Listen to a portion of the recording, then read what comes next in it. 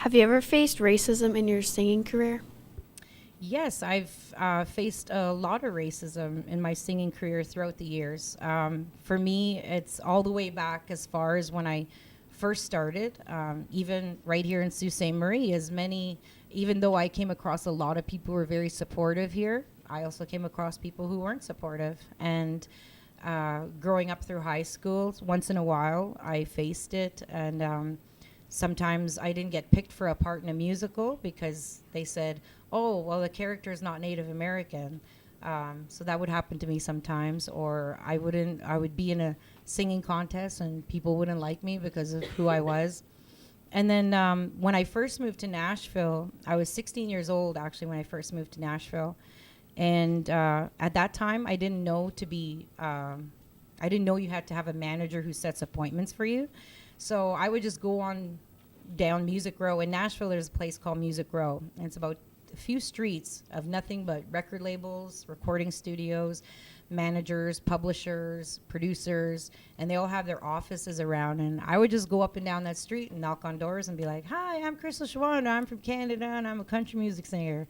And sometimes people would let me come in and play for them, and sometimes they would say, "Oh, we don't have time for you." And but one time I was sitting in the lobby and I was trying to get in to meet somebody, and this guy is walking in and he said, "You know what? I got a few minutes. Come on in. You can sing me a couple songs." And he introduced himself, and I knew his name right away. I was very obsessed with music, so when I would buy an album, I would look at all the liner notes and I would see who wrote the songs, who were the musicians, who produced it, who is the executive producer, who is the publisher. I was kind of a geek about that stuff. I wanted to know everything about the business side. And so when he introduced himself to me, I knew exactly who he was. He had produced several of my favorite albums growing up. And so I went into his office. I sang a couple songs for him. And afterwards, he just sat there just staring at me. And he said, "Your voice is amazing. You have this huge, huge voice." He said, "But I don't know what to do with you. I wouldn't know how to market you." He said, "Native Americans within country music, I don't know if it really makes sense. I don't know if the country music audience would even accept you." And so I kind of sat there, and I was only 16, so I was always trying to be a big girl, So I never wanted to cry. There's no crying in the music business. And so I kind of just sat there and I said, "Okay, thank you so much for your time." I picked up my guitar and I left. And then I was kind of in a daze for a couple months. And then I decided that, you know what, maybe singing isn't for me. So I packed up and I moved back home to Canada. And I decided that I was going to quit singing and quit music. And then I kind of went down a whole different path from there. I'm going to be honest with you guys, because if I'm not honest with you guys, then I'm not doing you any favors. I might as well not be here if I'm not going to be honest with you. So I don't want to make it seem like I always made all the right choices and that I was always good, because I wasn't, and I didn't always make the best choices. So when I moved back home, I kind of went down a whole different path, a very self-destructive path. I started making bad choices. I started hanging out with people who I never hung out with before. I started doing things, kind of partying, going down that whole lifestyle. And for me, at the time, I didn't realize what I was doing. Basically, what I was doing was I was trying to kill my dream, because I felt like if I shut it down, then nobody could take it away from me, because I took it away from myself. But I had people within my community who didn't give up on me, and so they'd always come up to me and they'd be like, "You have this amazing voice. You have what I wish I had." And people would tell me, "You have a ticket out of here. Why don't you use it?" And I would tell them, because you don't know what it's like out there. You don't know how hard it is.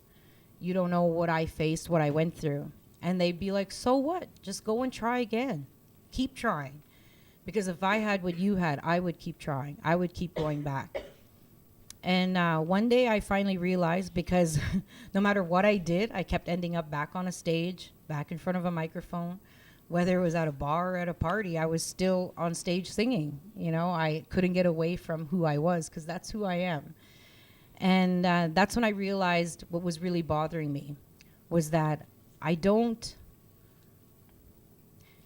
when I sat down with that guy and he said that to me, I realized what was really bothering me was if he told me I was out of tune, I could have went and got voice lessons.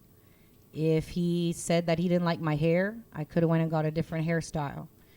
But there was nothing that I could do about the color of my skin, nor did I want to. And so that's when I decided to pack up my truck and move back to Nashville and prove him wrong. And I did. I ended up getting signed to the biggest record label in the world, RCA Records. And we released a single to country music radio, and it got in the top 15 in America, which I have to mention that no Canadian country music artist has charted in America since me. So all the artists you hear on Canadian country radio, they haven't charted in America. And I did that, though. And I have to point that out because it's really hard to make it in the American music scene. If you want to get a hit song in Canada, you only have to visit about a handful of radio stations. If you want a hit song in America, you have to visit over 200 radio stations, and they have to all like you. That's really hard to do. And then I released my album, and it charted in the top 20 in on the Billboard charts, which is the official charts. And I released an album in stores all across America. And that was really important for me because from that moment on, if any other Native kid ever goes to Nashville and says, I want to be a country music singer, no one else can ever say, no, you can't. Native Americans can't make it in country music, because every kid after that can say, yes, I can, because Crystal Shawanda did it. And that's what it was about for me. That's what kept me going every time I wanted to give up, is because it's way big. What I'm doing is way bigger than me. I'm not trying to make myself a star. I'm trying to inspire the next generation to take it further than I ever did. Blow me away, kick my butt, beat my records. I want you to. I want somebody to do it, because it's all about me passing that torch to the next generation. So, yeah, so in a nutshell, yes, I've experienced a lot of racism in the music industry.